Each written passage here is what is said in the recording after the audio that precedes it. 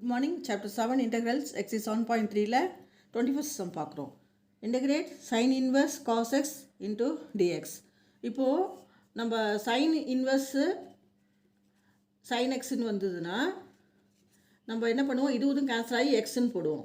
ஆனால் இந்த இடத்துல என்ன இருக்குது, cos x இருக்குது. ஸோ cos xக்கு நம்ம வந்து சைனாக மாற்றிக்கலாம். எப்படி மாற்றிக்கலாம்னா cos x equal to sin of 90 minus theta 90 minus x, அதாவது cos thetaங்கிறது என்னென்னா sin of 90 minus theta. So இங்கே x இருக்கிறதுனால cos x equal to sin of 90 minus x. இந்த இடத்துல நம்ம வந்து 19 போட வேண்டாம், pi by 2 போட்டுக்கலாம். இதுக்கு மேலே நம்ம என்ன பண்ணிக்கலாம், pi by 2ன்னு எழுதிக்கலாம்.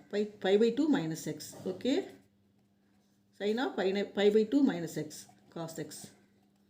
ஓகே, இதை நம்ம இந்த இடத்துல cos x பதிலாக sin of pi by 2 minus x தான் அப்ளை பண்ண போகிறோம். Integral sin inverse sin of pi by 2 minus x.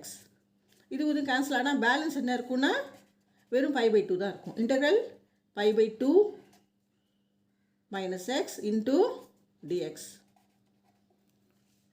அது pi by 2ன்றது வந்து என்னென்னா கான்ஸ்டன்ட்டு. ஸோ என்னென்னா இதை நம்ம இன்டிகிரேட் பண்ணோன்னா வெறும் pi by 2 into x into 1ன்னு அர்த்தம். அப்போ 1 நம்ம இன்டிகிரேட் பண்ணால் x வரும். pi by 2 into x minus x நம்ம இன்டிகிரேட் பண்ணோன்னா x square by 2 plus c.